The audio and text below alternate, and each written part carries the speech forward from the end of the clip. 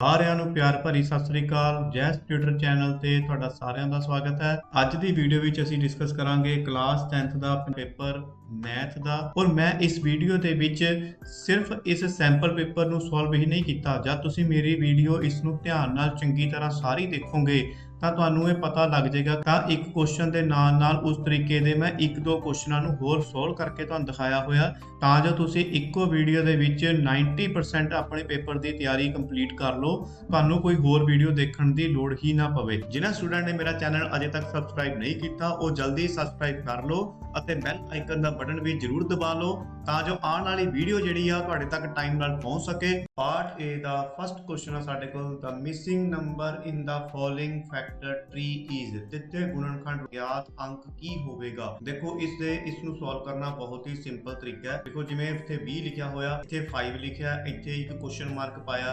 ਤੁਸੀਂ ਸਿੰਪਲ ਇਹ ਦੇਖਣਾ ਹੈ ਕਿ 5 ਨੂੰ ਅਸੀਂ ਕਿਸ ਦੇ ਨਾਲ ਮਲਟੀਪਲਾਈ ਕਰੀਏ ਕਿ ਆਨਸਰ ਤੁਹਾਡੇ ਕੋਲ ਇਹ ਜੋ ਉੱਪਰ 20 ਆ ਜਾਏ। ਠੀਕ ਹੈ, ਤਾਂ ਇੱਥੇ ਆਨਸਰ ਕੀ ਭਰਾਂਗੇ ਅਸੀਂ 4, ਤਾਂ ਇਸ ਕਰਕੇ ਇਹਦਾ ਆਨਸਰ ਹੋ ਜਾਏਗਾ 4। ਸੈਕੰਡ ਕੁਐਸਚਨ ਹੈ ਸਾਡੇ ਕੋਲ, if alpha and beta are the zeros of a quadratic polynomial ax² + bx + c, then what is the value of alpha plus beta। ਉਹ ਕਹਿੰਦਾ ਵੀ ਜੇ ਅਲਫਾ ਤੇ ਬੀਟਾ ਜਿਹੜੇ ਨੇ ਉਹਦੇ ਜਿਹੜੀਆਂ ਸਿਫਰਾਂ ਜਿਹੜੀਆਂ ਇਹ a ਅਲਫਾ ਐਂਡ ਬੀਟਾ, ਤਾਂ ਅਲਫਾ ਪਲੱਸ ਬੀਟਾ ਦੀ ਕੀਮਤ ਕੀ ਹੋਏਗੀ।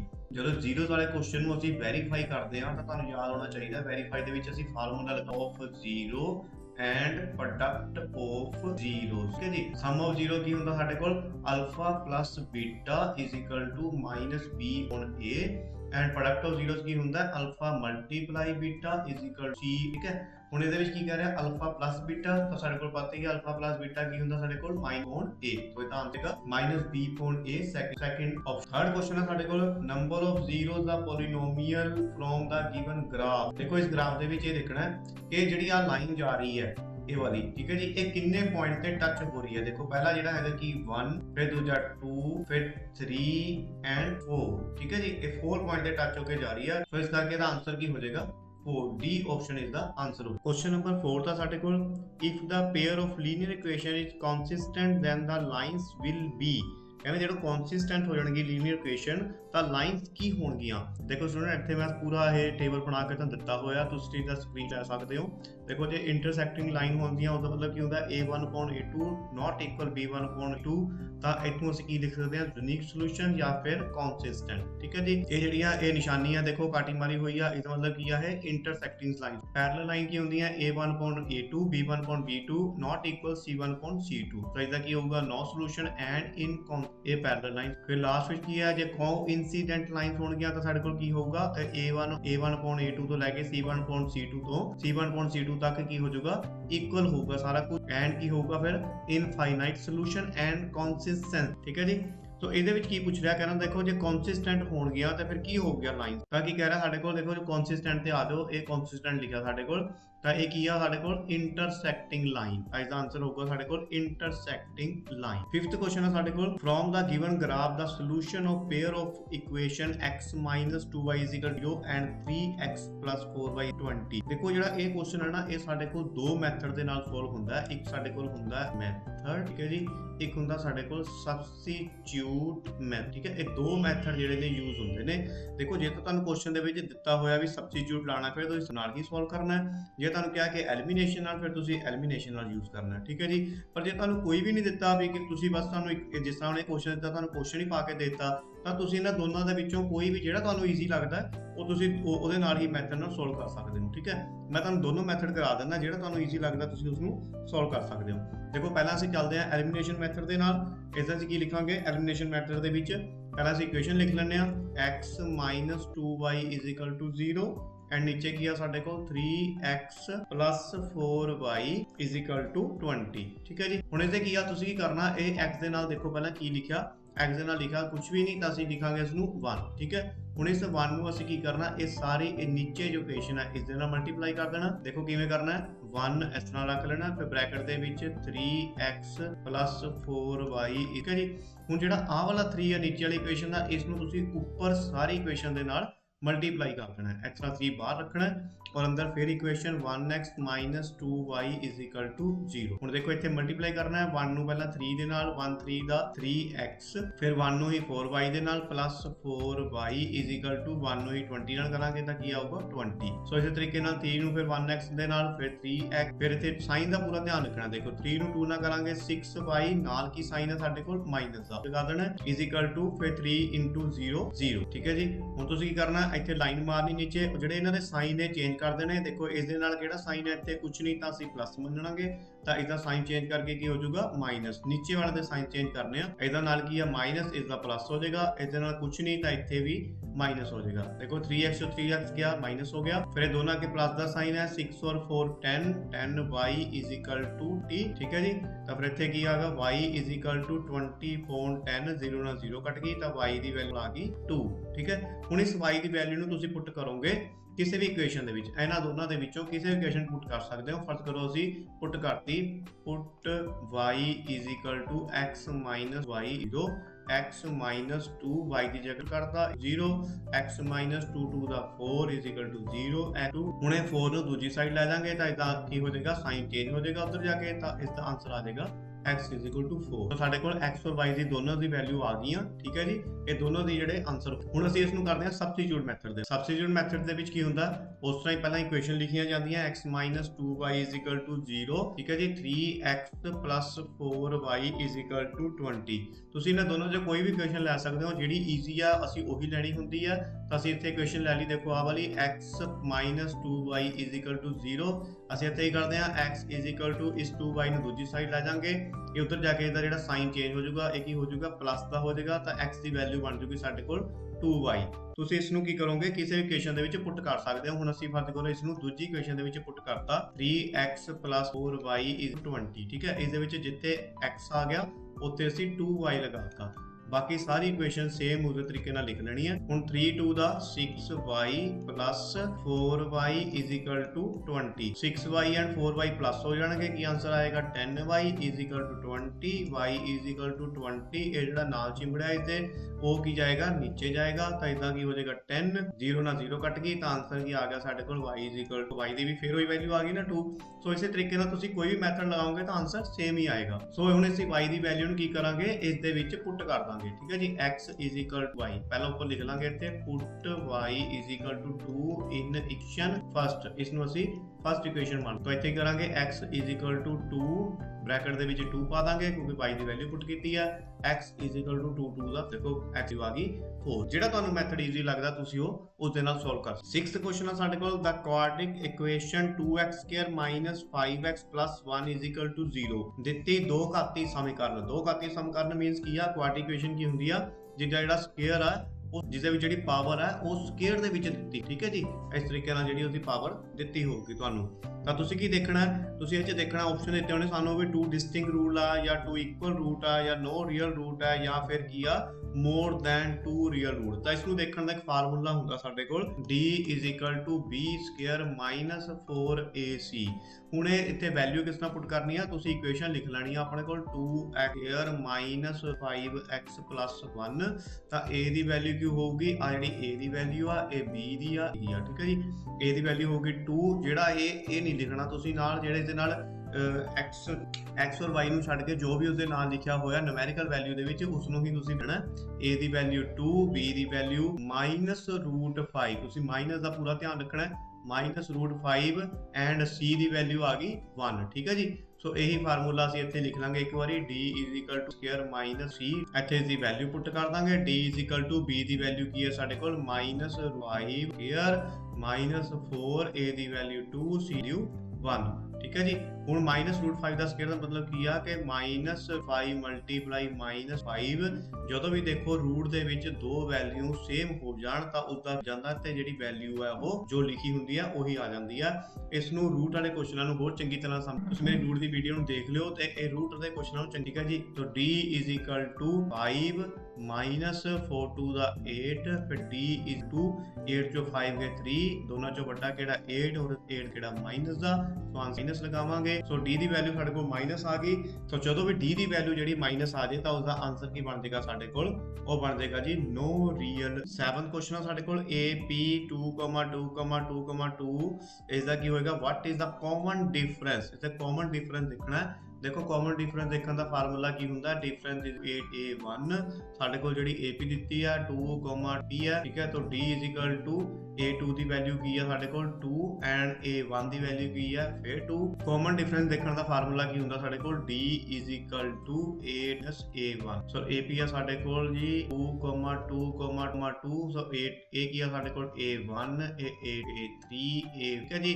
ਸੋ A2 ਦੀ ਵੈਲਿਊ ਕੀ ਆ 2 ਮਾਈਨਸ A1 ਦੀ ਵੈਲਿਊ ਕੀ ਆ 2 1 2 ਤੋਂ 2 ਗਏ 0 2 ਮਾਈਨਸ 2 ਕਰਤਾ ਫਿਰ ਆਨਸਰ ਆ ਗਿਆ ਸਾਡੇ ਕੋਲ 0। ਸੋ ਇਸ ਦੀ ਵੈਲਿਊ, ਸੋ ਇਸ ਦਾ ਆਨਸਰ ਕੀ ਹੋ ਗਿਆ ਸਾਡੇ ਕੋਲ ਆਪਸ਼ਨ D 0। 8th क्वेश्चन है ਸਾਡੇ ਕੋਲ what are the coordinate of a point which is located on both axes। ਕਹਿੰਦਾ ਉਸ ਬਿੰਦੂ ਦੇ ਨਿਰਦੇਸ਼ਾਂਕ ਪਤਾ ਕਰੋ ਜੋ ਦੋਵੇਂ ਧੁਰਿਆਂ ਤੇ ਸਥਿਤ ਹੋਵੇ। ਦੇਖੋ ਸਟੂਡੈਂਟ ਇਹਨੂੰ ਥੋੜਾ ਜਿਹਾ ਟੇਬਲ ਨੂੰ ਸਮਝ ਲਓ। ਇਹ ਟੇਬਲ ਦੇ ਵਿੱਚ ਕੀ ਆ, ਇਹ x ਦੀ ਵੈਲਿਊ ਆ, ਉੱਪਰ ਜੋ ਵੈਲਿਊ ਹੁੰਦੀ ਆ ਇਸ ਸਾਈਡ ਤੁਹਾਡੇ ਪਲੱਸ ਹੁੰਦਾ, ਨੀਚੇ ਜਾਈ ਹੁੰਦਾ, ਠੀਕ ਹੈ ਜੀ। ਇਸ ਸਾਈਡ ਜਾਈਏ ਤਾਂ ਫਿਰ ਮਾਈਨਸ ਦੀ ਵੈਲਿਊ ਸਟਾਰਟ ਹੋ ਜਾਂਦੀ ਆ, ਉੱਪਰ ਜਾਈਏ ਸਟਾਰਟ ਹੋ ਜਾਂਦੀ ਆ। ਸੋ ਇਹ ਸਾਡੇ ਕੋਲ ਕੀ ਆ, ਇਹ ਸਾਡੇ ਕੋਲ x ਐਕਸਿਸ ਆ ਐਂਡ ਇਹ ਸਾਡੇ ਕੋਲ y ਐਕਸਿਸ ਹੁੰਦੀ ਆ, ਠੀਕ ਹੈ। ਉਹ ਕੀ ਪੁੱਛ ਰਿਹਾ, what are the coordinate of a point which is located on both axes। ਕਹਿੰਦਾ ਕਿਹੜਾ ਐਸਾ ਪੁਆਇੰਟ ਹੈ ਨਾ ਆਪਸ਼ਨ ਦੇ ਵਿੱਚੋਂ ਜਿਹੜੇ both axes ਤੇ ਜਾਨੀਆਂ ਦੋਨਾਂ ਲਾਈਨਾਂ ਤੇ ਇਹ ਸੈਂਡ 0। ਸੋ ਤੁਸੀਂ ਦੇਖੋ ਇਹ 0 ਹੀ ਇੱਕ ਐਸਾ ਪੁਆਇੰਟ ਹੈ ਜਿਹੜਾ ਵੀ ਜਾ ਰਿਹਾ ਹੈ ਐਂਡ x ਦੇ ਵਿੱਚ ਵੀ, ਇਸ ਕਰਕੇ ਇਹਦਾ ਆਨਸਰ ਕੀ ਹੋ ਜਾਏਗਾ B 0। 9th ਕੁਐਸਚਨ ਹੈ ਸਾਡੇ ਕੋਲ ਜੀ 9 secant square A minus 9 tan square A is equal to the value of 9 square minus 9 tan square is equal to, ਇਸ ਦੀ ਵੈਲਿਊ ਕੀ ਹੋਊਗੀ ਸਾਡੇ ਕੋਲ। ਦੇਖੋ ਇਸ ਨੂੰ ਵੀ ਦੋ ਤਰੀਕਿਆਂ ਦੇ ਨਾਲ ਅਸੀਂ ਸੋਲਵ, ਪਹਿਲਾ ਮੈਥਡ ਕੀ ਆ, ਪਹਿਲੇ ਮੈਥਡ ਨਾਲ ਤੁਸੀਂ ਕੀ ਕਰ ਸਕਦੇ ਹੋ, ਦੇਖੋ 9 ਨੂੰ ਅਸੀਂ ਇਸ ਤਰ੍ਹਾਂ ਲਿਖ ਲੈਣਾ, ਉਹ ਬ੍ਰੈਕਟ ਸਟਾਰਟ ਕਰਨੀ ਆ, ਇੱਥੇ ਕਰਨਾ ਇਸ secant A square the value ਦੇਖਣੀ ਹੁੰਦੀ ਆ। secant A square the value ਸਾਡੇ ਕੋਲ ਹੋ ਜਾਂਦੀ ਆ 1 plus tan square A minus 9 tan square A, ਠੀਕ ਹੈ ਜੀ। ਇਸ ਨੂੰ ਤੁਸੀਂ ਇਸ ਲੈਣਾ, ਇਹਨੂੰ ਬ੍ਰੈਕਟ ਕਰ ਦੇਣੀ ਹੈ, ਫਿਰ 9 ਅੰਦਰ ਕੀ ਆਏਗਾ ਸਾਡੇ ਕੋਲ। ਨੈਕਸਟ ਸਟੈਪ 'ਚ ਕੀ ਕਰਨਾ ਤੁਸੀਂ, 9 ਨੂੰ 1 ਨਾਲ ਮਲਟੀਪਲਾਈ ਕਰਨਾ ਹੈ, 9 1 ਦਾ 9 ਪਲੱਸ ਫਿਰ 9 ਨੂੰ tan ਸਕੁਅਰ ਨਾਲ ਮਲਟੀਪਲਾਈ ਕਰਨਾ ਹੈ, 9 tan square A minus 9 tan square A, ਠੀਕ ਹੈ ਜੀ। ਹੁਣ ਇਸ ਵਾਰ ਕੀ ਕਰਨਾ, ਦੇਖੋ 9 tan square A 9 tan square A ਇਹ ਦੋਨੋਂ ਸੇਮ ਹੋ ਗਏ, ਵਿੱਚ ਮਾਈਨਸ ਆ ਗਿਆ, ਇਹ ਖਤਮ ਹੋ ਗਿਆ, ਸਾਡੇ ਕੋਲ ਕੀ ਬਚਿਆ 9। ਸੋ ਇਹ ਇਸ ਦਾ ਸੈਕੰਡ ਤਰੀਕਾ ਕੀ ਹੈ ਜੀ ਕੁਐਸਚਨ ਦੇ ਵਿੱਚ, ਉਹਦਾ ਤੁਸੀਂ ਕਰਨਾ ਹੈ, ਦੇਖੋ ਮਾਈਨਸ ਤੋਂ ਇਸ ਸਾਈਡ ਮਾਈਨਸ ਤੋਂ ਉਸ ਸਾਈਡ ਦੋਨੋਂ ਹੀ ਦੇਖ ਲੈਣਾ ਕੀ ਆ। कॉमन ਸਾਡੇ ਕੋਲ ਕੀ ਹੈ 9, ਇਸ ਬਾਹਰ ਕੱਢ ਲਾਂਗੇ, ਬ੍ਰੈਕਟ ਸਟਾਰਟ ਕਰਾਂਗੇ, ਅੰਦਰ ਕੀ ਰਹਿ ਗਿਆ ਸਾਡੇ ਕੋਲ secant square A minus tan square A, ਔਰ ਇਸ ਦੀ ਜਿਹੜੀ ਵੈਲਿਊ ਹੁੰਦੀ ਆ ਇਹ ਹੁੰਦੀ ਆ ਫਾਰਮੂਲੇ ਦੇ ਅਕੋਰਡਿੰਗ 1, ਇਹ 1 ਆ ਜਾਏਗਾ ਇੱਥੇ, 9 1 ਦਾ 9, ਇਹ 9 ਆਨਸਰ ਆ ਹੋ ਗਿਆ। ਦੇਖੋ ਦੋਨੋਂ ਤਰੀਕਿਆਂ ਨਾਲ ਤੁਸੀਂ ਇਹਨੂੰ ਸੋਲਵ ਕਰ ਸਕਦੇ ਹੋ। ਉਸ ਮੈਥਡ ਨਾਲ ਵੀ ਜਿਸ ਸਟੂਡੈਂਟ ਨੂੰ ਉਹ ਵੈਲਿਊ ਯਾਦ ਆਉਂਦੀ ਆ ਤਾਂ ਉਹ ਵੈਲਿਊ ਨੂੰ ਪੁੱਟ ਕਰ ਦਿਓ, ਜਿਸ ਨੂੰ ਇਹ ਪਤਾ ਤਾਂ ਤੁਸੀਂ ਇਹ ਵੈਲਿਊ ਨਾਲ ਵੀ। 10th ਕੁਐਸਚਨ ਆ ਸਾਡੇ ਕੋਲ what is the value of cos A from the given triangle ABC। ਦੇਖੋ ਸਟੂਡੈਂਟ ਇਸ ਕੁਐਸਚਨ ਨੂੰ ਸੋਲਵ ਕਰਨ ਦੇ ਲਈ ਤੁਹਾਡੇ ਕੋਲ ਕੀ ਲੱਗਦਾ, ਤੁਸੀਂ ਹਮੇਸ਼ਾ ਇਹ ਦੇਖਣਾ, ਇੱਕ ਤਾਂ ਤੁਹਾਨੂੰ ਯਾਦ ਹੋਣਾ ਚਾਹੀਦਾ ਜਿਹੜਾ ਆਪਾਂ ਟ੍ਰਿਗਨੋਮੈਟਰੀ ਵਿੱਚ ਕਰਦੇ ਆ, ਪੰਡਿਤ ਬਦਰੀ ਬਾਦ ਹਰ ਇਸ ਦਾ ਮਤਲਬ ਕੀ ਆ, ਉੱਪਰ ਇੱਥੇ ਲਿਖ ਲੈਣਾ ਸਾਈਨ, ਇਹ ਸਾਈਨ ਦੀ ਵੈਲਿਊ ਹੈ, ਇਹ cos ਦੀ ਵੈਲਿਊ ਹੈ, ਇਹ tan ਦੀ ਹੈ, ਇਹ cosec ਫਿਰ secant ਫਿਰ cot, ਠੀਕ ਹੈ ਜੀ। और ये साइन ਤੁਸੀਂ ਦੇਖਣਾ ਤਾਂ p ਪੌਨ h ਹੋ ਜਾਏਗਾ, cos ਦੇਖਣਾ ਤਾਂ b ਪੌਨ h, tan ਦੇ ਪੌਨ b। ਇਸ ਤਰੀਕੇ ਨਾਲ ਨੀਚੇ ਤੋਂ ਦੇਖਣਾ cosec ਤਾਂ h ਪੌਨ p, secant ਹੋ ਜਾਏਗਾ b ਐਂਡ cot ਹੋ ਜਾਏਗਾ b ਪੌਨ p। ਤੁਸੀਂ ਕੀ ਕਰਨਾ ਹੈ, ਤੁਸੀਂ ਸਿੰਪਲ ਜਿਹੜਾ ਇਸ ਨੂੰ ਪੁੱਟ ਕਰ ਦੇਣਾ ਬਸ, ਠੀਕ ਹੈ ਜੀ। ਹੁਣ ਤੁਹਾਨੂੰ ਪਤਾ ਹੈ ਕਿ ਇੱਥੇ ਜਿਹੜੀ ਵੈਲਿਊ ਕਿਸ ਦੀ ਪੁੱਛੀ ਜਾ ਰਹੀ ਹੈ, cos a the. So cos a is equal to ਸਾਡੇ ਕੋਲ ਕੀ ਹੁੰਦਾ ਹੈ b ਪੌਨ h, ਠੀਕ ਹੈ ਜੀ। ਤਾਂ b ਦੀ ਵੈਲਿਊ ਇੱਥੇ ਦੇਖ ਲੈਣੀ ਹੈ, ਬੇਸ 'ਚ ਕੀ ਆ ਸਾਡੇ ਕੋਲ 3 ਐਂਡ h ਕੀ ਆ ਸਾਡੇ ਕੋਲ 5, ਤਾਂ ਇੱਥੇ ਪੁੱਟ ਕਰ ਦੇਣੀ ਹੈ 3.5, 3.5 ਇਸ ਦਾ ਆਨਸਰ ਆ ਜਾਏਗਾ ਜਿਹੜਾ ਹੈ B। 11th ਕੁਐਸਚਨ ਹੈ ਸਾਡੇ ਕੋਲ, ਦਾ ਸ਼ੇਪ ਆਫ ਅ ਗਿੱਲੀ ਇਨ ਦਾ ਗਿੱਲੀ ਡੰਡਾ ਗੇਮ ਇਜ਼ ਅ ਕੰਬੀਨੇਸ਼ਨ। ਕਹਿੰਦਾ ਗਿੱਲੀ ਡੰਡੇ ਦੀ ਖੇਡ ਜਿਹੜੀ ਗਿੱਲੀ ਦਾ ਆਕਾਰ ਹੁੰਦਾ ਹੈ ਉਹ ਕਿਸ ਤਰੀਕੇ ਨਾਲ ਬਣਿਆ ਹੁੰਦਾ, ਇਹ ਤੁਹਾਨੂੰ ਪਿਕਚਰ ਦਿੱਤੀ ਹੈ ਜੀ ਉਹਨਾਂ ਨੇ। ਦੇਖੋ ਤੁਹਾਡੇ ਕੋਲ ਦੋ ਸਾਈਡਾਂ ਨੇ, ਇੱਕ ਸਾਈਡ ਦੇ ਵਿੱਚ ਕੀ ਹੈ ਸਾਡੇ ਕੋਲ ਇੱਕ ਇਹ ਬਣਿਆ ਹੋਇਆ ਕੋਣ, ਇੱਕ ਇਹ ਬਣਿਆ ਹੋਇਆ, ਠੀਕ ਹੈ ਜੀ। ਦੋ ਕੋਣ ਹੋ ਗਏ, ਆ ਵਿੱਚ ਜਿਹੜਾ ਕੀ ਆ ਸਾਡੇ ਕੋਲ ਇਹ ਸਿਲੰਡਰ ਹੋ ਗਿਆ, ਤਾਂ ਇਹਦਾ ਆਨਸਰ ਕੀ ਹੋ ਜਾਏਗਾ ਸਾਡੇ ਕੋਲ 2 ਕੋਣ ਐਂਡ ਅ ਸਿਲੰਡਰ, ਜੀ ਕਹਿੰਦੇ ਨੇ ਆ ਦੋ ਤੇ ਬੇਲਣ, ਤਾਂ ਆਨਸਰ ਹੋ ਜਾਏਗਾ ਸਾਡੇ ਕੋਲ C। 11th ਕੁਐਸਚਨ ਆ ਸਾਡੇ ਕੋਲ, how many tangents can a circle have. ਕਹਿੰਦੇ ਇੱਕ ਚੱਕਰ ਦੀਆਂ ਕਿੰਨੀਆਂ ਸਪਰਸ਼ ਰੇਖਾਵਾਂ ਹੋ ਸਕਦੀਆਂ, ਤਾਂ ਤੁਹਾਨੂੰ ਪਤਾ ਹੋਣਾ ਚਾਹੀਦਾ ਗੱਲ ਹੈ। ਇਹ ਅਸੀਂ ਪੁਆਇੰਟ ਲਗਾ ਲਿਆ, ਇੱਥੋਂ ਅਸੀਂ ਇੱਕ ਲਾਈਨ ਖਿੱਚਾਂਗੇ ਤੇ ਵੀ ਅਸੀਂ ਇੱਕ ਟੈਂਜੈਂਟ ਖਿੱਚ ਸਕਦੇ ਹਾਂ। ਇਸ ਨੂੰ ਅਸੀਂ ਕੀ ਕਰਦੇ ਹਾਂ, ਇਹ ਦੋ ਟੈਂਜੈਂਟ ਹੀ ਜਿਹੜੀਆਂ ਖਿੱਚੀਆਂ ਜਾ ਸਕਦੀਆਂ। ਸੋ ਆਨਸਰ ਕੀ ਹੋ ਜਾਏਗਾ ਇਸ ਦਾ 2। 13 ਕੁਐਸਚਨ ਹੈ ਸਾਡੇ ਕੋਲ, if triangle ABC similar triangle DEF and angle A is equal to 47 degree and angle B is equal to 83 degree then angle F is। ਦੇਖੋ ਜਦੋਂ ਤੁਹਾਨੂੰ ਇਹ ਦੋ ਟ੍ਰਾਇੰਗਲ ਦੇਖੋ ਦਿੱਤੇ ਹੋਏ ਨੇ, ਇਹ ਸਿਮਿਲਰ ਵੀ ਨੇ, ਤਾਂ ਇਸ ਦਾ ਮਤਲਬ ਕੀ ਹੋਇਆ, ਜਿਹੜਾ ਇਹ ਐਂਗਲ A ਹੈ, ਐਂਗਲ A ਦੀ ਜੋ ਵੈਲਿਊ ਇਸ ਸਾਈਡ ਦਿੱਤੀ ਹੈ ਉਹ ਦਿੱਤੀ ਹੈ 47, ਤਾਂ ਇਸ ਦਾ ਮਤਲਬ ਐਂਗਲ D ਦੀ 47 ਡਿਗਰੀ। ਸੋ ਇਸ ਤਰ੍ਹਾਂ ਸਾਡੇ ਕੋਲ ਐਂਗਲ B ਦੀ ਵੈਲਿਊ ਦਿੱਤੀ ਹੈ 83 ਡਿਗਰੀ, ਤਾਂ ਇਸ ਸਾਈਡ 3E ਦੀ ਵੈਲਿਊ ਕੀ ਹੋ ਜਾਏਗੀ, ਉਹ ਵੀ 83। ਸੋ ਇਸ ਸਾਈਡ ਸਾਡੇ ਕੋਲ C ਦੀ ਵੈਲਿਊ ਨਹੀਂ ਹੈਗੀ, ਔਰ ਅਸੀਂ C ਦੀ ਵੈਲਿਊ ਹੋਊਗੀ ਤਾਂ ਫਿਰ ਅਸੀਂ F ਦੇ ਵੀ ਕੱਢ, ਤਾਂ ਅਸੀਂ ਕਿੱਥੇ ਲਿਖੋ ਇਹਦੇ ਵਿੱਚ angle A plus angle B plus E is equal to degree. ਇਹ ਸਾਡਾ ਲੱਗ ਜਾਂਦਾ ਜਦੋਂ ਵੀ ਦੋ ਵੈਲਿਊਆਂ ਦਿੱਤੀਆਂ ਹੋਣ ਔਰ ਤੀਜੀ ਫਾਈਂਡ ਕਰਨੀ ਹੋਵੇ, ਤੁਸੀਂ ਹਮੇਸ਼ਾ ਇਹੀ ਫਾਰਮੂਲਾ ਲਗਾਉਣਾ ਹੈ ਔਰ ਇਸ ਦੇ ਬ੍ਰੈਕਟ ਦੇ ਵਿੱਚ ਲਿਖਣਾ ਐਂਗਲ ਸਮ ਪ੍ਰੋਪਰ, ਕਿ ਇੱਕ ਟ੍ਰਾਇੰਗਲ ਦੇ ਵਿੱਚ ਤਿੰਨੋਂ ਐਂਗਲ ਦਾ ਸਮ ਜਿਹੜਾ 180 ਹੁੰਦਾ ਹੈ। ਸੋ angle A the value 47 degree plus angle B the value 30 degree plus angle ਜਿਹੜਾ C ਹੈ ਕਰ ਲੈਣਾ ਹੈ ਇਕੁਅਲ ਟੂ 180 ਡਿਗਰੀ, ਔਰ ਇਸ ਨੂੰ ਤੁਸੀਂ ਪਲੱਸ ਕਰ ਦੇਣਾ ਹੈ। ਪਲੱਸ ਕਰਕੇ ਅਤੇ ਆਨਸਰ ਕੀ ਆ ਦੇਖੋ 130 degree plus angle C is equal to 180 degree, angle C ਇੱਥੇ ਰੱਖ ਲੈਣਾ ਇਜ਼ ਇਕੁਅਲ ਟੂ 180 ਡਿਗਰੀ ਆਪਣੀ ਜਗ੍ਹਾ ਤੇ, ਇਹ 130 ਜਿਹੜਾ ਜਾ ਹੋ ਜਾਏਗਾ ਮਾਈਨਸ ਹੋ ਜਾਏਗਾ, ਇਸ ਨੂੰ ਮਾਈਨਸ ਕਰ ਦੇਣਾ ਐਂਗਲ 50 ਡਿਗਰੀ। ਠੀਕ ਹੈ ਜੀ। ਸੋ ਐਂਗਲ C ਜੇ ਸਾਡੇ ਕੋਲ 50 ਡਿਗਰੀ ਆ ਤਾਂ ਆਟੋਮੈਟਿਕਲੀ ਕੀ ਹੋ ਗਿਆ, ਐਂਗਲ F ਵੀ ਸਾਡੇ ਕੋਲ 50 ਡਿਗਰੀ ਹੀ ਹੋ ਗਿਆ। ਸੋ ਇੱਥੇ ਅਸੀਂ ਆਪਸ਼ਨ ਲਗਾਵਾਂਗੇ option A 50 degree. Question number 14 ਹੈ ਸਾਡੇ ਕੋਲ, one of the method of determining mode is। ਬੋਲਕ ਪਤਾ ਕਰਨ ਦਾ ਇੱਕ ਸੂਤਰ ਕੀ ਆ, ਬੋਲਕ ਪਤਾ ਕਰਨ ਦੇ ਜਾਂ ਮੋਡ ਪਤਾ ਕਰਨ ਦੇ ਲਈ ਇਹਨਾਂ ਤਿੰਨਾਂ ਦੇ ਵਿੱਚੋਂ ਕਿਹੜਾ ਫਾਰਮੂਲਾ ਲੱਗਦਾ, ਸਾਡੇ ਕੋਲ ਹੈਗਾ ਜੀ ਆਪਸ਼ਨ B, ਇਸ ਦਾ ਆਨਸਰ ਹੋਏਗਾ mode is equal to 3 median minus 2 mean. ਠੀਕ ਹੈ ਜੀ। ਕੁਐਸਚਨ 15 ਹੈ ਸਾਡੇ ਕੋਲ, ਇੱਕ ਬੱਚੇ ਦੇ ਕੋਲ ਇੱਕ ਅਜਿਹਾ ਪਾਸਾ ਹੈ ਜਿਸ ਦੇ ਪਲਕਾਂ ਉੱਤੇ ਹੇਠ ਲਿਖੇ ਅੰਕਰ ਅੰਕਿਤ ਹਨ, ਇਸ ਪਾਸੇ ਨੂੰ ਇੱਕ ਵਾਰ ਸੁੱਟਿਆ ਜਾਂਦਾ ਹੈ ਤਾਂ A ਪ੍ਰਾਪਤ ਹੋਣ ਦੀ ਕੀ ਸੰਭਾਵਨਾ। A child has a die whose 6 faces show the letter as given below, the die is thrown, what is the probability of getting A। probability ਜਾਂ ਸੰਭਾਵਨਾ ਪਤਾ ਕਰਨੀ ਹੈ ਅਸੀਂ ਕੀ ਹੁੰਦੀ ਆ, ਜਿਹਦੀ ਜਿਹੜੀ probability ਉਹ ਪੁੱਛੀ ਹੈ ਉਸਨੇ, ਉਸ ਨੂੰ ਤੁਸੀਂ ਉੱਪਰ ਲਿਖਣਾ, ਉਹਦੀ ਕਾਊਂਟਿੰਗ ਗਿਣ ਲੈਣੀ ਹੈ ਕਿ ਕਿੰਨੀ ਵਾਰੀ ਆ ਰਹੀ ਆ। ਇਹ ਦੇਖੋ 2 ਵਾਰੀ ਆ ਰਿਹਾ ਤਾਂ ਉੱਪਰ ਅਸੀਂ 2 ਲਿਖ ਲੈਣਾ। ਠੀਕ ਹੈ ਜੀ। ਇਸ ਦੀ ਕਟਿੰਗ ਕਰ ਲੈਣੀ ਹੈ 2 1 ਦਾ। ਠੀਕ ਹੈ, 2 ਦੇ ਟੇਬਲ ਤੇ ਆ ਗਿਆ 6, ਤਾਂ ਆਨਸਰ ਕੀ ਆ ਗਿਆ 1.3, ਤਾਂ ਇੱਥੇ ਆਪਸ਼ਨ ਬਣ ਜਾਏਗਾ ਸਾਡੇ ਕੋਲ 3। ਕੁਐਸਚਨ ਨੰਬਰ 16 ਆ ਸਾਡੇ ਕੋਲ, sides of triangles are given below, which of these right angle triangle. ਕਹਿੰਦੇ ਤੁਹਾਨੂੰ ਇਹ ਤ੍ਰਿਭੁਜ ਦੀਆਂ ਭੁਜਾਵਾਂ ਦਿੱਤੀਆਂ, ਨੀਚੇ ਸਾਈਡਾਂ ਦਿੱਤੀਆਂ, ਤਾਂ ਇਹਨਾਂ ਚੋਂ ਕਿਹੜੀ ਜਿਹੜੀ ਸਮਕੋਣੀ ਤ੍ਰਿਭੁਜ ਹੈ, ਮਤਲਬ ਕਿ ਰਾਈਟ ਐਂਗਲ ਤ੍ਰਿਭੁਜ ਹੈ ਜਿਹੜਾ 90 ਡਿਗਰੀ ਦੀ ਆ, ਤਾਂ ਤੁਸੀਂ ਕੀ ਕਰਨਾ ਹੈ, ਮੈਂ ਤੁਹਾਨੂੰ ਪੁੱਟ ਕਰਕੇ ਫਿਰ ਇਸ ਦਾ ਆਨਸਰ ਕੱਢ ਕੇ ਦੱਸਦਾ ਤੁਸੀਂ ਕੀ ਦੇਖਣਾ। H ਦੀ ਜਗ੍ਹਾ ਤੇ ਅਸੀਂ ਕੀ ਲਗਾਉਣਾ, ਦੇਖੋ H ਦੀ ਜਗ੍ਹਾ ਤੇ ਲਗਾਉਣਾ ਜਿਹੜੀ ਇਹਨਾਂ ਤਿੰਨਾਂ ਦੇ ਵਿੱਚੋਂ ਵੱਡੀ ਵੈਲਿਊ ਦਿੱਤੀ ਆ। ਮੰਨ ਲਓ ਹੁਣ ਆਪਾਂ ਇਹ C ਆਪਸ਼ਨ ਚੂਜ਼ ਕੀਤਾ, ਇਹਦੇ ਵਿੱਚ ਜਿਹੜੀ ਵੱਡੀ ਵੈਲਿਊ ਕੀ ਹੈ 7, ਉਹ ਅਸੀਂ H ਦੀ ਜਗ੍ਹਾ ਤੇ ਲਗਾਵਾਂਗੇ, ਉਸਦੇ ਫਾਰਮੂਲੇ ਦਾ ਸਕੁਅਰ ਉਹ ਵੀ ਲਗਾਉਣਾ ਹੈ। P ਦੀ ਵੈਲਿਊ ਫਿਰ ਉਸ ਤੋਂ 7 ਤੋਂ ਘੱਟ ਕੀ ਹੈ ਸਾਡੇ ਕੋਲ 4, ਇੱਥੇ 4 ਲਗਾ ਲਾਂਗੇ। ਠੀਕ ਹੈ ਜੀ। ਪਲੱਸ ਸਾਡੇ ਕੋਲ ਬਚਿਆ 3, ਸੋ B ਦੀ ਵੈਲਿਊ ਬਣ ਗਈ ਸਾਡੇ ਕੋਲ 3।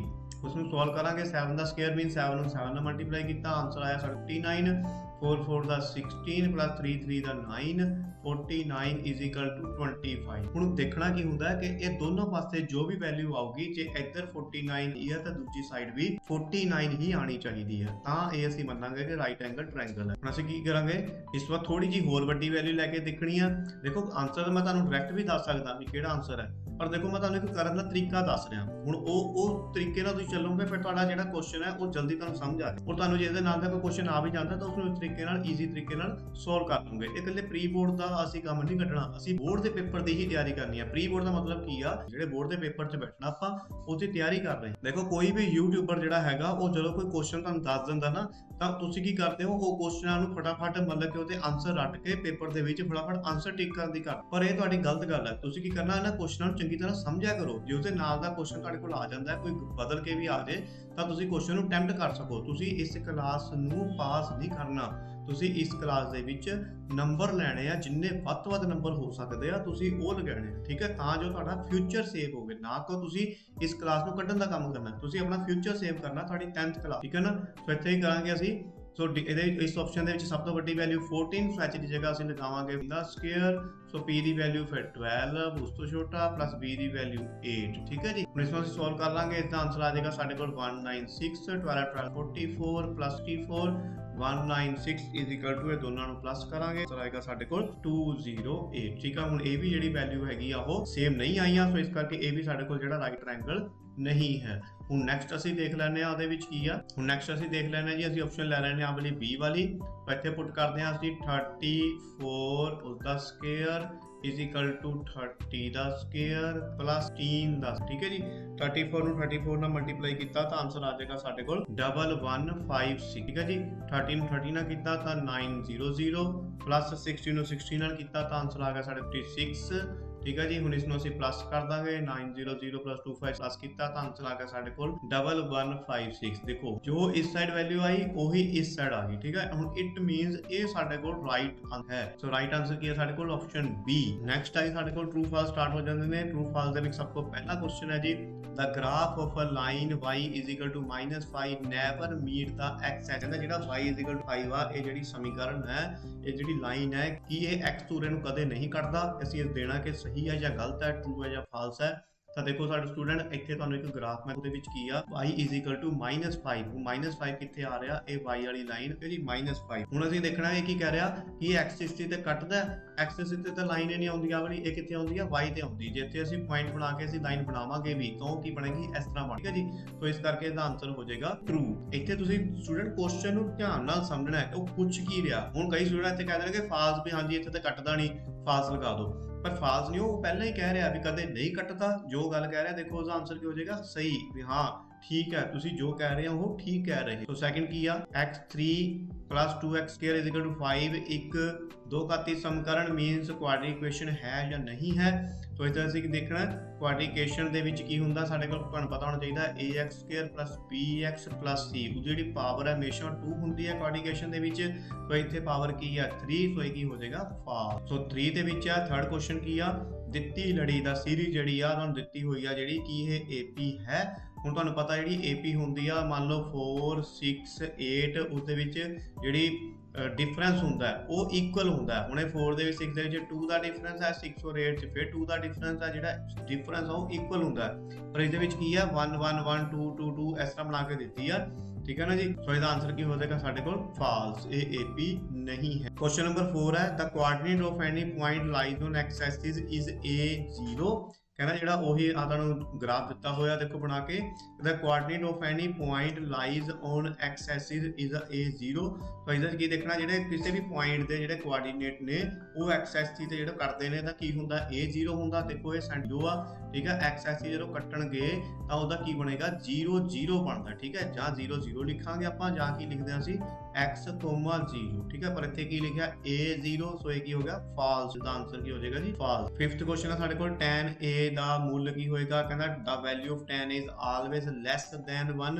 ਵੀ ਕੀ ਜਿਹੜੀ tan A ਦੀ ਵੈਲਿਊ ਆ ਹਮੇਸ਼ਾ 1 ਤੋਂ ਘੱਟ ਹੁੰਦੀ ਆ।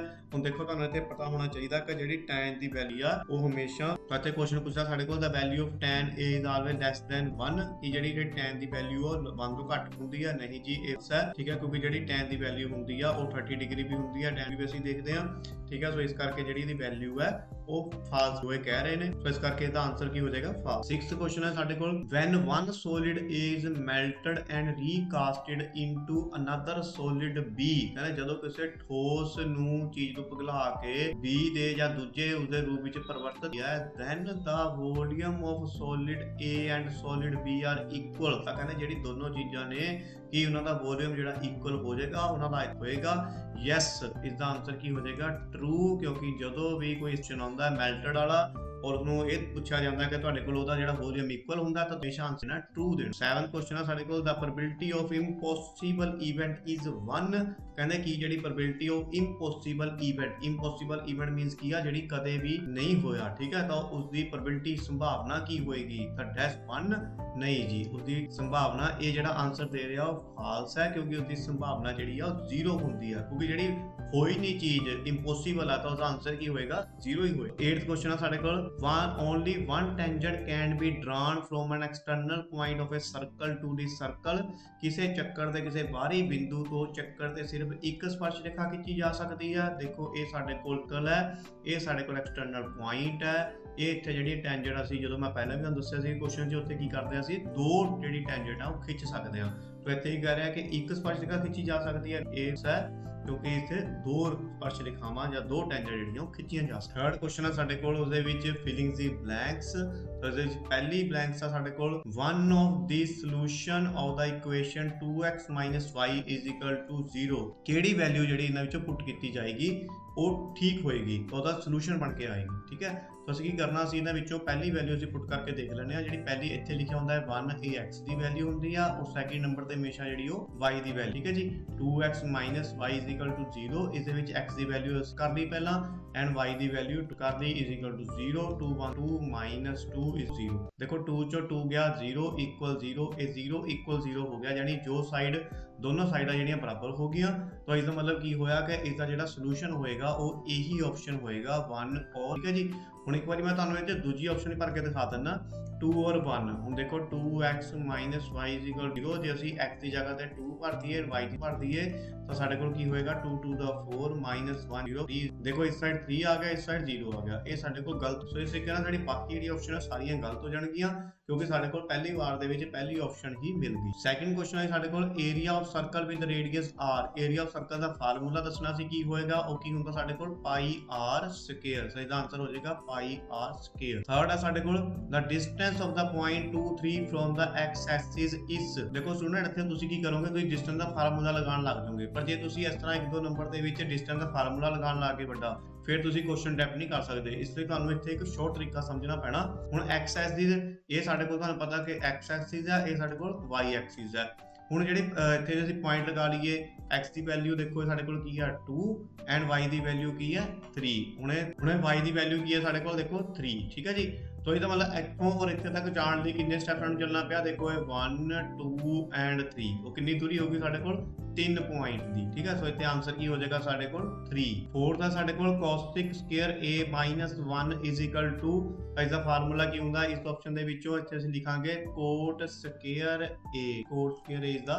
ਫਿਫਥ ਦੇ ਵਿੱਚ ਦੇਖੋ ਕੀ ਆ length of an arc of a sector with angle p degree of a circle with radius r। ਕਹਿੰਦੇ ਜਿਹੜਾ ਅਰਧ ਵਿਆਸ ਆਰ ਵਾਲੇ ਚੱਕਰ ਦੇ ਉਸ ਅਰਧ ਵਿਆਸੀ ਖੰਡ ਦੀ ਚਾਪ ਦੀ ਲੰਬਾਈ ਗੀ ਜਿਸ ਦਾ ਕੋਣ p ਡਿਗਰੀ ਹੈ। ਠੀਕ ਹੈ, ਅਸੀਂ ਕਰਨਾ ਲੈਂਥ ਆਫ ਆਰਕ ਦੇਖਣੀ ਹੈ ਤਾਂ ਇਸ ਦਾ ਫਾਰਮੂਲਾ ਕੀ ਹੁੰਦਾ ਸਾਡੇ ਕੋਲ p degree upon 360 multiply 2 pi r। ਤਾਂ ਇਸੇ ਇਸ ਆਪਸ਼ਨ A ਪਰ। 6th ਕੁਐਸਚਨ ਹੈ ਸਾਡੇ ਕੋਲ if the radius of a sphere becomes 3 times then its volume will become। ਕਹਿੰਦੇ ਜੇ ਇੱਕ ਸਫੀਅਰ ਦਾ ਰੇਡੀਅਸ ਜਿਹੜਾ ਉਹ 3 ਟਾਈਮ ਹੁੰਦਾ ਯਾਨੀ 3 ਗੁਣਾ ਹੁੰਦਾ ਤਾਂ ਉਸਦਾ ਜਿਹੜਾ ਵੋਲੀਅਮ ਫਿਰ ਕੀ ਹੋ ਜਾਏਗਾ, ਤਾਂ ਵੋਲੀਅਮ ਉਸਦਾ ਅਸੀਂ ਆਨਸਰ ਦੇਣਾ ਜੀ, ਉਸਦਾ ਵੋਲੀਅਮ ਹੋ ਜਾਏਗਾ 27 ਟਾਈਮਸ। ਠੀਕ ਹੈ, ਜਦੋਂ ਵੀ ਕਿਸੇ ਸਫੀਅਰ ਦਾ ਜਿਹੜਾ ਰੇਡੀਅਸ ਹੈ ਉਹ 3 ਟਾਈਮ ਹੁੰਦਾ ਤਾਂ ਉਸਦਾ ਵੋਲੀਅਮ ਜਿਹੜਾ ਉਹ ਉਸ ਤੋਂ 9 ਗੁਣਾ ਵੱਧ ਗਿਆ। ਠੀਕ ਹੈ, ਉਹ 27 ਟਾਈਮਸ ਦਾ। 7 ਦਾ ਸਾਡੇ ਕੋਲ dash is not a measure of central tendency. ਜਿਹੜੀ ਇਹਨਾਂ ਤੋਂ ਸੈਂਟਰਲ ਟੈਂਡੈਂਸੀ ਨਹੀਂ ਹੈ, ਕੇਂਦਰੀ ਪ੍ਰਵਿਰਤੀ ਦਾ ਮਾਪ ਨਹੀਂ ਹੈ, ਉਹਦਾ ਆਨਸਰ ਕੀ ਹੋਏਗਾ ਸਾਡੇ ਕੋਲ ਰੇਂਜ। 8th ਕੁਐਸਚਨ ਹੈ ਸਾਡੇ ਕੋਲ one card is drawn from a well shuffled deck of 52 cards, the probability of getting a face card is। Card ਵਾਲਾ ਕੁਐਸਚਨ ਜਿਹੜਾ ਹਮੇਸ਼ਾ ਹਰ ਸਾਲ ਜਿਹੜਾ ਕੁਐਸਚਨ ਆਉਂਦਾ ਹੀ ਆਉਂਦਾ ਹੈ ਔਰ ਤੁਸੀਂ ਇਸ ਨੂੰ ਚੰਗੀ ਤਰ੍ਹਾਂ ਸਮਝ ਲਓ। ਜਿਹੜਾ ਫੇਸ ਕਾਰਡ ਕੀ ਹੁੰਦਾ ਹੈ, ਫੇਸ ਕਾਰਡ ਦੇ ਵਿੱਚ ਦੇਖੋ ਸਾਰੇ ਜਿਹੜੇ ਆਪਣੇ ਸਟੂਡੈਂਟ ਨੇ ਉਹ ਤਾਸ਼ ਕਈ ਖੇਡਦੇ ਹੋਣਗੇ, ਉਹਨਾਂ ਨੂੰ ਪਤਾ ਹੈ ਫੇਸ ਕਾਰਡ ਦੇ ਵਿੱਚ ਦੇਖੋ 4 ਜਿਹੜੇ ਨੇ ਉਹ ਜੈਕ ਹੁੰਦੇ ਨੇ। ਠੀਕ ਹੈ ਜੀ, 4 ਹੀ ਇਹਦੇ ਵਿੱਚ ਕੁਈਨਸ ਹੁੰਦੀਆਂ। ਠੀਕ ਹੈ ਜੀ, 4 ਹੀ ਇਹਦੇ ਵਿੱਚ ਕਿੰਗ ਹੁੰਦੇ ਨੇ। ਠੀਕ ਹੈ ਜੀ, ਜਿਸ ਨੂੰ ਅਸੀਂ ਰਾਜਾ ਵੀ ਕਹਿੰਦੇ ਨੇ, ਇਸ ਨੂੰ ਅਸੀਂ ਰਾਣੀ। ਠੀਕ ਹੈ, ਹੁਣ ਟੋਟਲ ਕਿੰਨੇ ਹੋ ਗਏ ਜੀ, ਇਹ 12 ਹੋ ਗਏ। ਇਹ ਹੋ ਗਏ ਸਾਡੇ ਕੋਲ ਫੇਸ ਕਾਰਡ। ਠੀਕ ਹੈ ਜੀ, ਹੁਣ ਇਹ ਟੋਟਲ ਕਿੰਨੇ ਹੋ ਗਏ 12। ਤਾਂ ਅਸੀਂ ਕੀ ਲਿਖਾਂਗੇ ਇਹਦੀ ਜਦੋਂ ਪ੍ਰੋਬੇਬਿਲਿਟੀ ਕੱਢਣੀ ਆ ਤਾਂ ਟੋਟਲ ਵੈਸੇ ਜਿਹੜੇ ਤਾਜ ਦੇ ਪੱਤੇ ਨੇ ਉਹ ਕਿੰਨੇ ਹੁੰਦੇ ਸਾਡੇ ਕੋਲ 52। ਉਸ ਨੂੰ ਅਸੀਂ ਨੀਚੇ ਰੱਖਣਾ ਔਰ ਉੱਪਰ ਕੀ ਰੱਖਾਂਗੇ ਜਿਸ ਦੀ ਪ੍ਰੋਬੇਬਿਲਿਟੀ ਪੁੱਛੀ ਜਾ ਰਹੀ ਆ। ਹੁਣ ਫੇਸ ਕਾਰਡ ਦੀ ਪੁੱਛੀ ਜਾ ਰਹੀ ਆ ਤਾਂ ਕਿੰਨੇ ਹੋ ਗਏ ਸਾਡੇ ਕੋਲ 12। ਇਸ ਨੂੰ ਅਸੀਂ ਕਟਿੰਗ ਕਰ ਦਾਂਗੇ।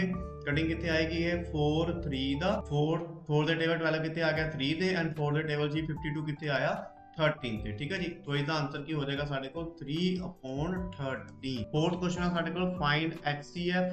देखो साढ़े को अगे की है नेक्स्ट पार्ट B स्टार्ट हो गया जी। उस दे विच पहला क्वेश्चन जिहड़ा इहदे विच हरेक क्वेश्चन जिहड़ा साढ़े को दो होएगा। फर्स्ट क्वेश्चन है साढ़े को find HCF of 12 15 and 21 by applying prime factorization method. इसदा तुसी HCF एंड LCM दोनों फाइंड करने हैं। देखो HCF एंड LCM फाइंड करने के लिए तुम सिंपल करना, पहला इसका ले लांगे 12 का ले लांगे ਆਪਾਂ 2 6 2 3 ठीक है जी 3 1। इसी तरीके ਨਾਲ ਅਸੀਂ 15 ਦੇ ਫੈਕਟਰ ਬਣਾ ਲਾਂਗੇ 3 5 ਦਾ 5 1 ਦਾ। ਸੋ ਇਸ ਤਰੀਕੇ ਨਾਲ ਅਸੀਂ 20 ਸੋ ਇਸ ਤਰੀਕੇ ਨਾਲ ਅਸੀਂ 21 ਦੇ ਫੈਕਟਰ ਬਣਾਵਾਂਗੇ 3 7 ਦਾ 7 1 ਠੀਕ है जी। ਇੱਥੇ ਅਸੀਂ ਲਿਖ ਲਾਂਗੇ 12 = 3।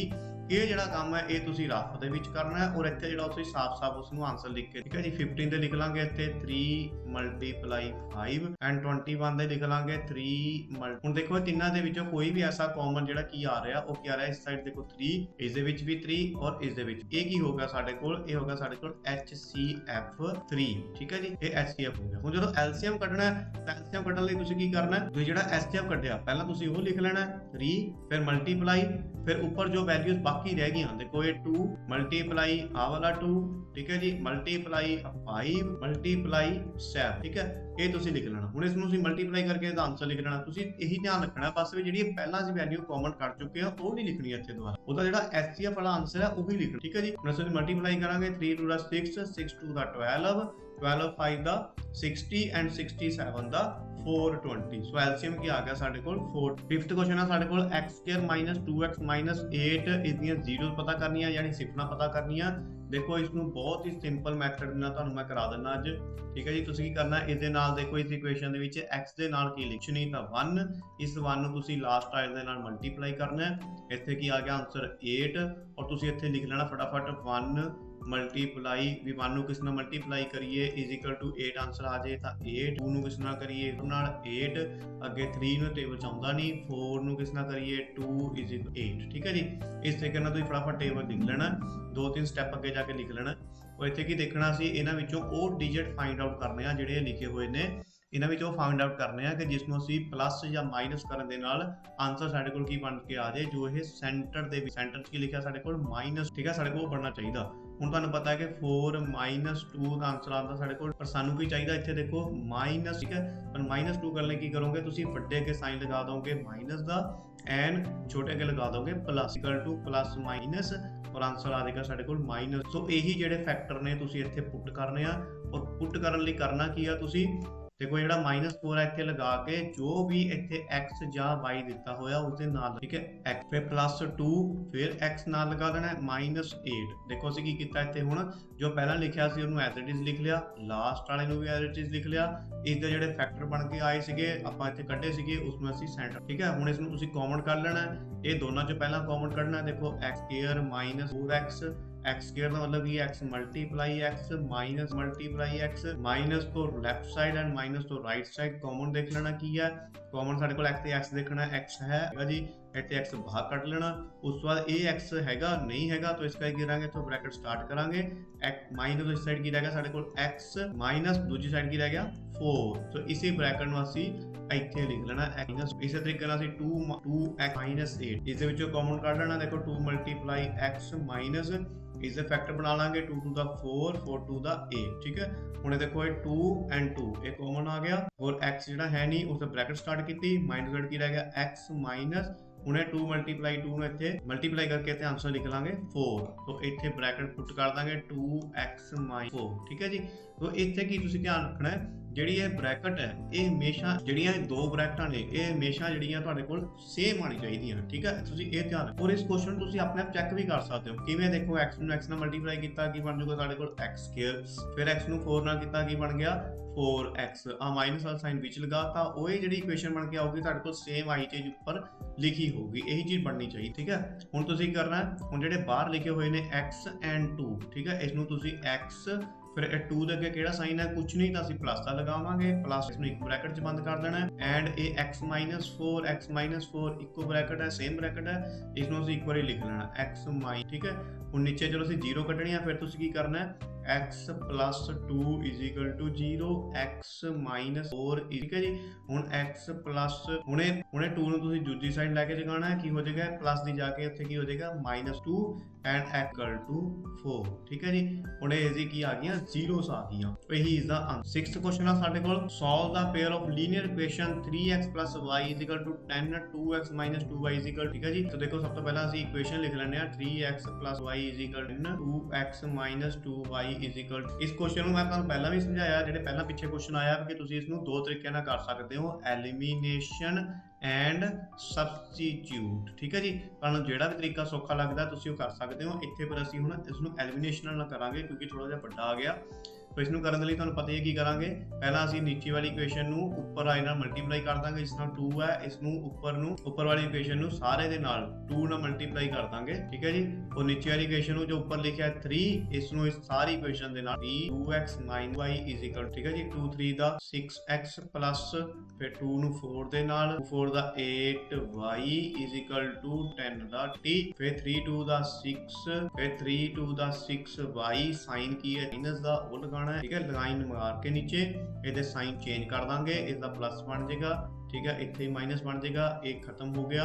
8 और 6 14y इज इक्वल टू 20 जो गए 14, सो y इज इक्वल 15, इतने कटिंग हो गई, y इज इक्वल चला गया।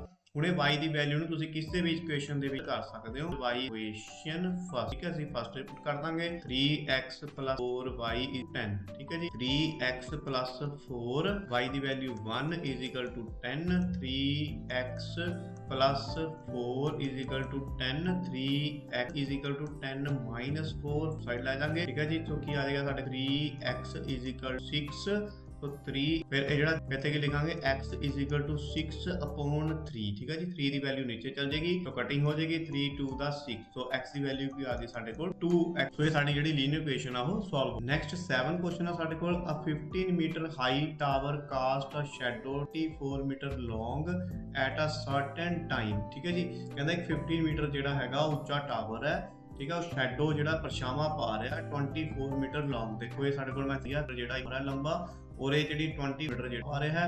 एंड द सेम टाइम कहना फिर उस टाइम ही a telephone pole cast a shadow 16 meter long, कहना जो उस टाइम भी जो टेलीफोन खंबे का परछावां जो 16 मीटर लंबा है, देखो उस टाइम आ रहा है, ठीक है। सो टेलीफोन खंबे की उचाई पता की करना है, इस जरा आ टेलीफोन वाला है इसकी जी तुसी ये एच है यानी उचाई है हाइट है, ये तुसी पता करनी है, जिसनों मैं इत्थे एक्स लिखिया और इसनों असी एक्स मान के, ठीक है जी। तो इसनों सॉल्व करने असी की लिखांगे ए बी ऑन डी, ठीक है जी। आ वाली ए एंड बी और दूजे ट्रायंगल दी डी ऑन ई, इसनों प्रोपोर्शन दे विच लिखांगे A B upon D E, फिर B C upon E F, ठीक है जी।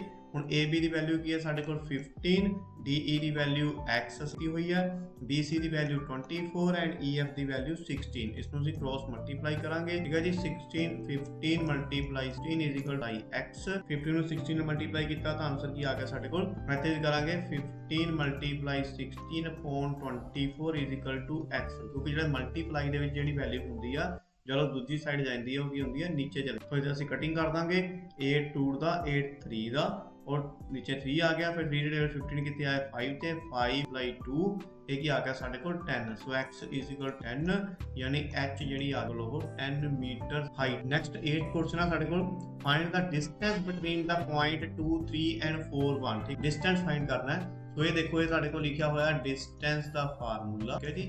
इधर जी पहली वैल्यू दी हुई है x1 जितनी 3 है y1 है और 4 जी x2 1 जी y, इसनों तुसीं इस फार्मूले दे विच पुट कर देना, ठीक है जी। x2 की वैल्यू आ गई साडे कोल 4, फिर -2 द स्क्वायर प्लस y2 की वैल्यू आ गई 1 माइनस y1 की वैल्यू 3 बाहर स्क्वायर, ठीक है जी। 4 माइनस 2 2 आ गया, इधर स्क्वायर लगा देंगे, प्लस 1 माइनस 3 मीनस माइनस, तुसीं माइनस का बहुत ध्यान रखना है, बड़े अगे साइन हमेशा माइनस का जो लगाया तो माइनस ही लगाना है। 2 का स्क्वायर मीनस 2 2 का 4 प्लस -2 का स्क्वायर इत्थे की हो जाएगा -2 मल्टी -2 का 4 माइनस प्लस वैल्यू जी वो प्लस दे विच बन के आ जाएगी 4 4 प्लस 4 8। हुण तुसीं इत्थे ही करना इस दे अंदर ही फैक्टर बना देने हैं। 8 दे फैक्टर की होंदे आ 2 मल्टीप्लाई 2, देखो जिहड़ा इत्थों पेयर बन गया वो 2 का बन गया, वो बाहर कट लेना है, अंदर की रह गया रूट, सो इसदा आंसर क्या 2, ठीक है जी। क्वेश्चन नंबर 9 था साडे कोल, find the area of sector of a circle with radius 6 centimetre if angle of the sector is 60 degree. कहना तुसी सेक्टर दा एरिया फाइंड करना है, ठीक है जी, जिसका रेडियस जेड़ा वो 6 सेंटीमीटर है, तो इसका सेक्टर जेड़ा दिता वो 60 डिग्री है, ठीक है। इत्थे सिंपल है जी, इत्थे की लिखाना सी फार्मूला लगिया of sector to theta upon 3t multiply by r square, ठीक है जी। थीटा की value 60 upon 3t multiply by की वैल्यू 1, r ਦੀ ਵੈਲਿਊ ਦਿੱਤੀ ਹੈ ਸਾਨੂੰ ਉਸਨੇ 6 ਇਸਦਾ ਸਕੁਅਰ ਹੈ। ਇੱਥੇ ਲਿਖ ਲਾਂਗੇ 60 ਮਲਟੀ 0 ਨਾਲ ਦੇਖੋ 0 ਕਟਿੰਗ ਹੋ ਗਈ। 6 ਦੇ ਟੇਬਲ ਸਟੈਟਿਸਟਿਕ ਕਿੱਥੇ ਆਇਆ 6 ਤੇ, ਠੀਕ ਹੈ ਜੀ। 1/6 ਮਲਟੀਪਲਾਈ 22 7 ਮਲਟੀਪਲਾਈ 6 6 ਨਾਲ ਫਿਰ 6 ਕੱਟ ਗਿਆ, ਫਿਰ 22 ਐਂਡ 6 ਨਾਲ ਮਲਟੀਪਲਾਈ ਕੀਤਾ ਤਾਂ ਆਨਸਰ ਆਇਆ ਸਾਡੇ ਕੋਲ 12/7। ਇਸ ਨੂੰ ਤੁਸੀਂ ਡਿਵਾਈਡ ਕਰ ਦੋਗੇ, ਡਿਵਾਈਡ ਕਰਕੇ ਆਨਸਰ ਆ ਜਾਏਗਾ 7 1 ਦਾ 7 6 2 7 8 ਦੀ 6 ਸਾਡੇ ਕੋਲ ਬਚਿਆ ਨੀਚੇ 6 ਇੱਥੇ 0.0 ਫਿਰ 7 8 ਦਾ 56 4 0 7 5 ਦਾ 5, ਠੀਕ ਹੈ ਜੀ। ਇਹਦਾ ਜਿਹੜਾ ਪੁਆਇੰਟ ਦੇ ਵਿੱਚ ਆਨਸਰ ਲਿਖ ਦਾਂਗੇ ਅਸੀਂ 2 ਪੁਆਇੰਟ ਹੀ ਅੱਗੇ ਜੇ ਉੱਥੇ ਤੱਕ ਤੁਹਾਡਾ ਕਵਰ ਹੋ ਜਾਂਦਾ ਤਾਂ ਠੀਕ ਹੈ, ਨਹੀਂ ਤੁਸੀਂ ਉਹੀ ਲਿਖ ਦੇਣਾ ਪਰ ਇੱਥੇ ਤੁਸੀਂ ਅਪਰੋਕਸੀਮੇਟਲੀ ਜਾਣਨਾ। 11th ਕੁਐਸਚਨ ਦੇ ਵਿੱਚ ਕੀ ਆ, if sin a = 3.5 then find the value of cos a। ਕਹਿੰਦਾ ਜੇ ਤੁਹਾਨੂੰ a ਦੀ ਵੈਲਿਊ 3.5 ਦਿੱਤੀ ਆ ਤਾਂ ਤੁਸੀਂ cos a the value find ਕਰਨੀ ਹੈ। ਦੇਖੋ ਇਸ ਕੁਐਸਚਨ ਦੇ ਤੁਸੀਂ ਕਰਨਾ ਹੈ, ਪਹਿਲਾਂ ਤੁਸੀਂ ਇਸ ਨੂੰ ਪਾਈਥਾਗੋਰਸ ਦੀ ਥਿਓਰਮ ਦੇ ਨਾਲ ਰਾਈਟ ਬਣਾ ਲਾਂਗੇ, ਠੀਕ ਹੈ ਜੀ। ਹੁਣ ਜਿਹੜੀ ਤੁਹਾਨੂੰ ਪਤਾ ਹੈ sin ਜਿਹੜਾ ਹੈਗਾ ਉਹਦੀ ਵੈਲਿਊ ਕੀ ਹੁੰਦੀ ਹੈ p/h, ਇੱਥੇ ਵੈਲਿਊ ਉਹਨੇ ਦਿੱਤੀ ਹੈ 3 5, ਇਹਦਾ ਮਤਲਬ p ਦੀ ਵੈਲਿਊ ਹੋਗੀ 3 ਐਂਡ h ਦੀ ਵੈਲਿਊ ਹੋਗੀ 5, ਠੀਕ ਹੈ। ਇੱਥੇ ਪੁੱਟ ਕਰ ਲਾਂਗੇ ਅਸੀਂ। ਹੁਣ ਸਾਡੇ ਕੋਲ ਬਚਿਆ ਕੀ, ਸਾਡੇ ਕੋਲ ਬੇਸ ਦੀ ਵੈਲਿਊ ਨਹੀਂ ਹੈਗੀ ਤਾਂ ਇੱਥੇ ਅਸੀਂ ਪਾਈਥਾਗੋਰਸ ਵਾਲਾ ਹੀ ਫਾਰਮੂਲਾ ਲਗਾਵਾਂਗੇ h² plus square, h ਦੀ ਵੈਲਿਊ 5 ਦਾ ਸਕੁਅਰ ਇਹਦਾ ਸਕੁਅਰ ਪਲੱਸ b ਨਹੀਂ 5 ਦਾ 5 ਦਾ 25 in ਸਕੁਅਰ, ਜਿਹੜਾ 9 ਹੈ ਦੂਜੀ ਸਾਈਡ ਜਾਏਗਾ, ਇੱਧਰ ਆ ਕੇ ਹੋ ਜਾਏਗਾ ਸਕੁਅਰ ਮਾਈਨਸ ਕਰਕੇ ਆਨਸਰ ਆ ਜਾਏਗਾ 16 is b ਸਕੁਅਰ। ਹੁਣ ਜਿਹੜਾ ਸਕੁਅਰ ਹੈ ਦੂਜੀ ਸਾਈਡ ਜਾਏਗਾ ਤਾਂ ਇਹ ਰੂਟ ਬਣ ਜਾਏਗਾ, ਠੀਕ ਹੈ ਜੀ, = b। ਸੋ 16 ਦਾ ਰੂਟ ਦਾ ਮਤਲਬ ਕੀ ਆ ਕਿ ਕਿਹੜਾ ਐਸਾ ਡਿਜਿਟ ਹੈ ਜਿਸ ਨੂੰ ਉਸ ਨਾਲ ਹੀ ਮਲਟੀਪਲਾਈ ਕਰ ਦੇਣਾ 16 ਬਣ ਜਾਂਦਾ ਹੈ, ਤਾਂ ਆਨਸਰ ਆ ਜਾਏਗਾ ਸਾਡੇ ਕੋਲ 4, ਤਾਂ b ਦੀ ਵੈਲਿਊ ਆ ਗਈ ਕੋਲ 4, ਠੀਕ ਹੈ ਜੀ। ਹੁਣ ਇਸੇ ਤਰੀਕੇ ਨਾਲ ਇੱਥੋਂ ਅਸੀਂ ਪੁੱਟ ਕਰ ਦਾਂਗੇ। ਹੁਣ cos ਕੀ ਹੁੰਦਾ ਹੈ, cos ਹੁੰਦਾ ਹੈ b ਹੁਣ, ਸੋ b ਦੀ ਵੈਲਿਊ ਕੀ ਆ ਗਈ ਸਾਡੇ ਕੋਲ, b ਦੀ ਵੈਲਿਊ ਕੀ ਹੈ ਸਾਡੇ ਕੋਲ 4 ਐਂਡ h ਦੀ ਸਾਡੇ ਕੋਲ 5। 11th ਕੁਐਸਚਨ ਹੈ ਸਾਡੇ ਕੋਲ, bag contain 3 red ball and 5 black ball. ਕਹਿੰਦਾ ਇੱਕ ਬੈਗ ਦੇ ਵਿੱਚ ਸਾਡੇ ਕੋਲ 3 ਰੈੱਡ ਬਾਲ ਨੇ ਤੇ 5 ਬਲੈਕ ਬਾਲ ਨੇ। A ball is drawn at random from the bag. ਕਹਿੰਦਾ ਇੱਕ ਜਿਹੜੀ ਬਾਲ ਆ ਉਹਦੇ ਵਿੱਚੋਂ ਅਚਾਨਕ ਹੀ ਬਾਹਰ ਕੱਢ ਲਈ ਗਈ। What is the probability that the ball drawn. ਕਹਿੰਦਾ ਫਿਰ ਉਹਦੀ ਪ੍ਰੋਬੇਬਿਲਿਟੀ ਕੀ ਹੋਊਗੀ, ਸੰਭਾਵਨਾ ਕੀ ਹੋਊਗੀ ਕਿ ਰੈੱਡ ਦੀ ਔਰ ਨਾਟ ਰੈੱਡ ਦੀ, ਦੋਨਾਂ ਹੀ ਤੁਸੀਂ ਪ੍ਰੋਬੇਬਿਲਿਟੀ। ਸਭ ਤੋਂ ਪਹਿਲਾਂ ਅਸੀਂ ਲਿਖਾਂਗੇ ਇੱਥੇ total number of ball = number ball ਸਾਡੇ ਕੋਲ ਹੋ ਗਿਆ ਇੱਕ 3 ਸੀਗਾ, ਇੱਕ 5, ਟੋਟਲ ਹੋ ਗਿਆ ਸਾਡੇ ਕੋਲ 8, ਠੀਕ ਹੈ ਜੀ। ਸੋ ਨੰਬਰ ਆਫ ਪ੍ਰੋਬੇਬਿਲਿਟੀ ਅਸੀਂ ਕਿੰਨੀ ਕੱਢਣੀ ਹੈ, ਪ੍ਰੋਬੇਬਿਲਿਟੀ ਆਫ ਰੈੱਡ, तो ਅਸੀਂ ਕੱਢਣਾ ਕਿ probability of red ball, probability of red ball, ਠੀਕ ਹੈ ਜੀ। ਰੈੱਡ ਬਾਲ ਦੀ ਪ੍ਰੋਬੇਬਿਲਿਟੀ ਕੱਢਣੀ ਸੀ ਕੀ ਕਰਾਂਗੇ, ਨੰਬਰ ਆਫ ਰੈੱਡ ਬਾਲ ਲਿਖਣਾ and total number of balls, ਇਹ ਤੁਸੀਂ ਹੁਣ ਰੈੱਡ ਬਾਲ ਕਿੰਨੀ ਹੈ ਸਾਡੇ ਕੋਲ 3 ਤੇ ਟੋਟਲ ਬਾਲ ਕਿੰਨੀ ਹੈ ਸਾਡੇ ਕੋਲ 8। ਹੁਣ ਇਹਦੇ ਦੇਖੋ ਜੇ ਕਟਿੰਗ ਹੁੰਦੀ ਆ ਠੀਕ ਆ, ਨਹੀਂ ਤੁਸੀਂ ਇਸ ਨੂੰ ਇਹੀ ਆਨਸਰ ਇਹਦਾ ਬਣ ਕੇ ਆ ਜਾਏਗਾ 3.8। ਸੋ ਇਸ ਤਰੀਕੇ ਨਾਲ ਅਸੀਂ ਕੱਢਣਾ ਹੈ ਪ੍ਰੋਬੇਬਿਲਿਟੀ ਆਫ ਨਾਟ ਰੈੱਡ। ਇਸ ਦਾ ਇੱਥੇ ਫਾਰਮੂਲਾ ਲਗਾਵਾਂਗੇ PE plus P not E।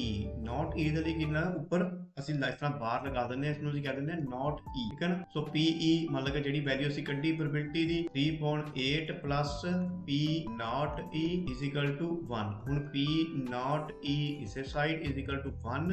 ਇਹ ਜਿਹੜੀ ਵੈਲਿਊ ਹੈ ਦੂਜੀ ਸਾਈਡ ਕੀ ਹੋ ਜਾਏਗੀ ਜਾ ਕੇ ਮਾਈਨਸ ਦੀ -3.8, ਠੀਕ ਹੈ। ਇਸ ਨੂੰ ਸੋਲਵ ਕਰਨ ਲਈ ਇੱਥੇ ਅਸੀਂ ਐਲਸੀਐਮ ਲਵਾਂਗੇ। 1 ਦੇ ਟੇਬਲ 'ਚ 8 ਕਿੱਥੇ ਆ ਰਿਹਾ 8 ਤੇ 8 ਨੂੰ ਉੱਪਰ ਨਾਲ ਮਲਟੀਪਲਾਈ ਕੀਤਾ 8 1 ਦਾ 8 -8 ਦੇ ਟੇਬਲ 'ਚ ਫਿਰ 8 ਕਿੱਥੇ ਆਇਆ 1 ਤੇ 1 ਨੂੰ ਉੱਪਰ ਨਾਲ ਮਲਟੀਪਲਾਈ ਕੀਤਾ 3। तो ਇਸ ਨੂੰ ਮਾਈਨਸ ਕਰਕੇ ਆਨਸਰ ਕੀ ਆ ਗਿਆ ਸਾਡੇ ਕੋਲ 5/8। तो इसकी नॉट रेड की प्रोबेबिलिटी आ गई 5/8 एंड रेड की प्रोबेबिलिटी आ गई 3/8।